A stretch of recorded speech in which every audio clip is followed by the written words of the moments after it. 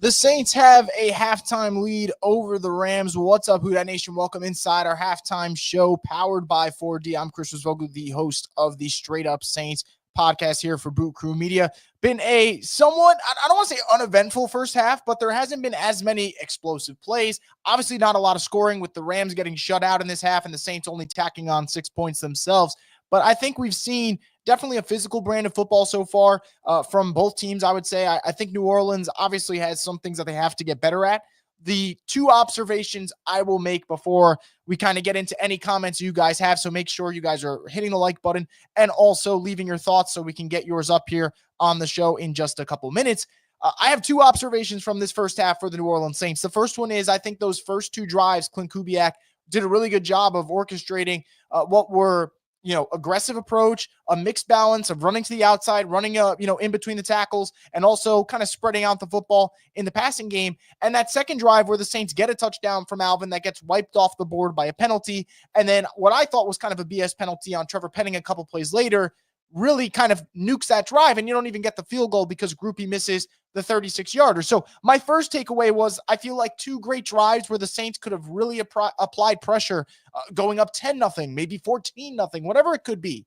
I think that opportunity might be one that later on in this game, depending on how the second half looks, you might go back to that moment and be like, okay, that might have haunted them, that the sequence of not being able to put up 7, because both of those first two drives were excellent. I love that the Saints had the fake punt. I love that they went forward on fourth down on that opening drive. So between Rizzi's aggression and the early prep that Kubiak put in, that was excellent. So just to walk away with 3 was pretty frustrating. And then I would say the second observation for me, and this is more of a positive thing, one of the main keys coming into this game, and not just for the Saints in this game, but just for the future, how do your young cornerbacks look against Puka Nacua and Cooper Kupp? And I know there's still another 30 minutes left of football to play, and this thing could kind of turn off, on its head with how good those two receivers are. But so far, I think Kool-Aid McKinstry's been excellent. There's been some moments where he's shut down Puka.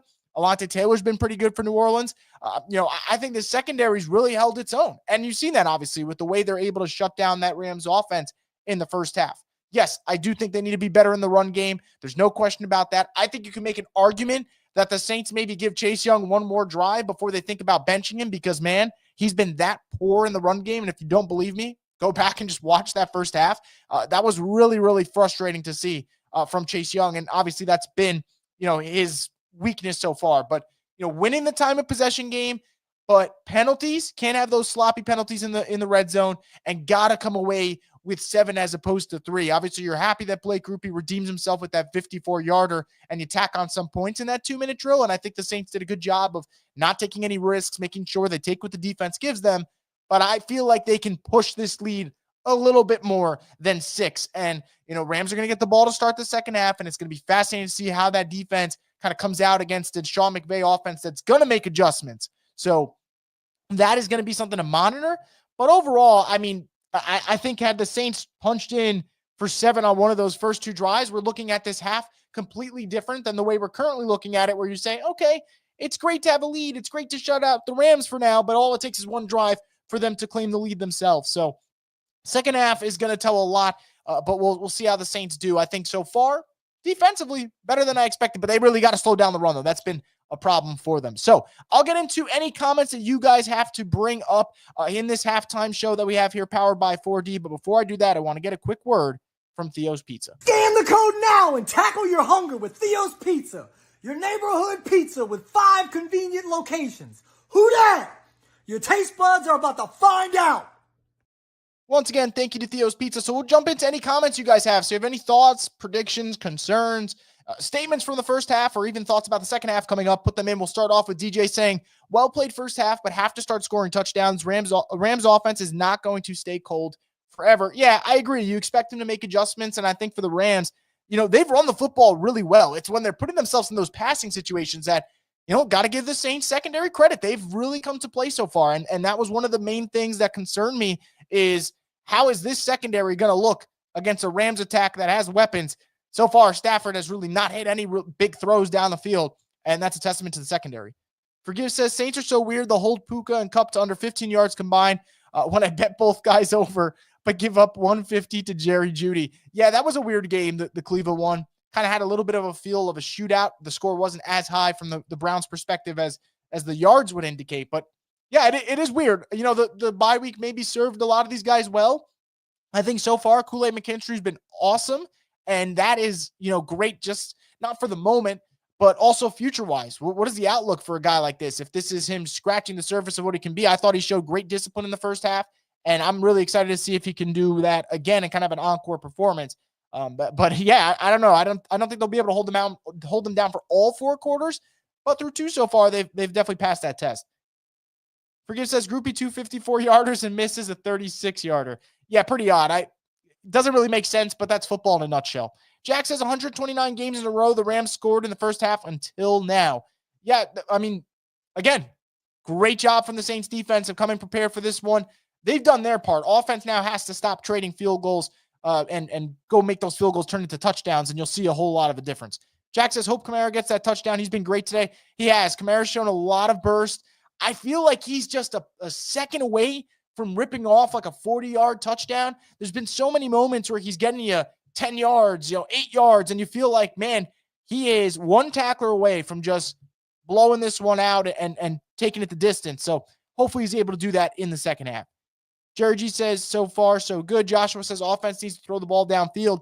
I kind of think the Rams are doing a really good job of keeping everything in front, to be honest. I think they're kind of playing a soft coverage where they're saying, all right, take what you got in front of you, and that's it. And I think that's kind of neutralized those big plays, which we know the Saints offense, when they run the football well, that's what they kind of like to do to piggyback off that. If they run the football well with Alvin, which they've been doing, you feel like you get that shot play to MVS, or when healthy, you had the shot play to Shaheed, obviously not on the table now with him being hurt, but the Rams have done a really good job of that, I would say.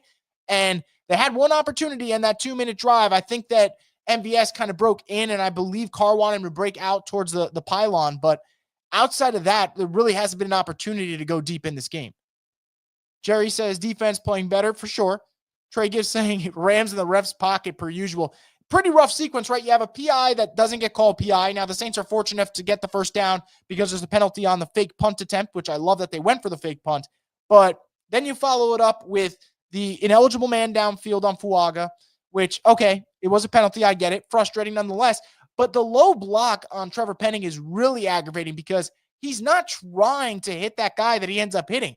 He's trying to block the guy near him, whiffs, and kind of rolls into that guy. And it wasn't even like it crashed into him incredibly hard.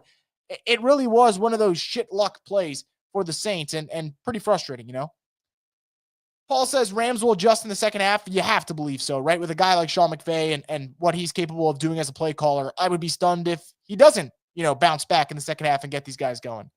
Austin says Carr can't stop throwing every dump off in the dirt. There's definitely been some low throws. I can't deny that at all. I think that, that's definitely been a few on this first half, and most of them been an AK where they've been incredibly low. But yeah, I think for this offense, in terms of dump-offs, you guys want them to stop dump-offs. I don't think that's going to change. I think the Rams have done a really, really good job of saying, all right, just play everything short, and we'll see how far that gets you. Matthew says, to be honest, this game's going the way the Saints needed it to. They don't have the playmakers out there to stretch the field, make big plays, so the next best thing is keeping Stafford off the field. I don't deny that. And by the way, I do agree with that aspect. I think the Saints winning the time of possession game the way they have had, pretty much 19 minutes to 11 minutes, I think that's excellent. And if you can do that again for another half, that probably leads to you winning this game, truthfully. But you got to get at least a touchdown drive or two here in this second half. I don't think you're just going to be able to kick field goals against this Rams team and be able to win. I don't think this is the most explosive Rams team, right? And they showed it and talked about it in the broadcast. This is not the old Rams of 3-4 years ago where they could hang 30, with the snap of a finger. But I do believe that the Saints are going to have to at some point orchestrate a touchdown drive. Relying on Groupie kicking 54-yarders isn't the most sane method in the world. Saints 41 says, Saints playing good football without having a top-tier roster. I like that they're playing with emotion and some excitement on their faces. I will say that is one of the things that I take, from this half is they're holding their own and playing against the Rams pretty well and obviously have the lead. The Saints do not have a ton of firepower, right? Whether it's injuries, right? Not having Olave, not having Shaheed, or whether it's just not having depth on this team, which has been a problem even before the season started and injuries piled up. They just don't have the juice that other teams have. But for them to hang in there right now, and if they were to beat this Rams team undermanned, no Olave, no Shaheed, no McCoy, no Lucas Patrick, down 4 offensive starters, I think that'd be, incredibly impressive. And then defensively, if they can do kind of a replica of the first half, then you feel great about where this team is heading, at least from a coaching standpoint. Who that 504 says, I'm so happy Dennis Allen's dumbass ain't on our sideline anymore. Yeah, I mean, I'm pretty sure that a lot of people feel that way.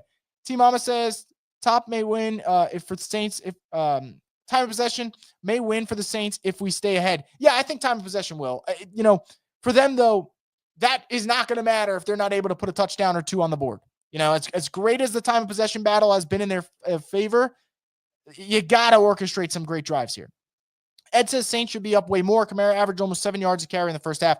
I think that's one of the things that I'm thinking right now, right, is, yes, you're up 6-0, and you like that they're playing with good pace on offense, but 6-0 is a lot different than 13-0. Had they gotten a touchdown on that second drive that they played so well on, and you feel like, man, they almost earned that touchdown, it looks a lot different. But now, Rams don't have to abandon the run, which has been excellent for them so far. They can play their style, and you kind of wipe off that 6 points anyway, right? It's not an insurmountable lead. It takes one possession for the Rams to just erase it. Matthew says DeMario and Pete making really good plays. Saw Pete stride for stride with the wide receiver on a couple different occasions, and DeMario has some great hits in the run game, a lone bright spot there. Yeah, I think run game wise, though, in the trenches, they're just getting beat, and that's been the problem. Linebacker play, to me, hasn't been an issue, but whether it's Chase Young, Brian Brzez's been blown off his spot in the run a little bit. I just don't think they have enough firepower at D-line right now, and that's something they're going to have to address in the offseason for sure. Cam says, love seeing Rizzy with some fire on the sideline, something you never saw from DA, that's for sure. Matthew says, last thing, thoughts on Carr's performance? He looks like he's on time, a bit of accuracy variation, but with pressure around him, hard to complain in my opinion. Seeing tons of hate on X about him. I thought it was a fine first half. It was a game manager first half, right? 10 of 15, 56 yards is not good, right? I know that's not a stat line that you're going to read and say, wow, what an explosive half from Derek Carr. It wasn't that. But the way the Saints are playing this game right now, time of possession, playing good defense, not having a lot of offensive weapons, missing 2 starters on the O-line, I think you're kind of asking for him to be that game manager. And so far, he's pretty much done that, right? Hasn't made any mistakes. Yes, there's been some low throws, and he's going to have to get better at that aspect of it. You can't keep doing that, but it's been fine. If he was to go out there and in the second half has like a big touchdown pass to MVS or whatever, and, they're able to get ahead, you're going to look back and say you've had a fine performance.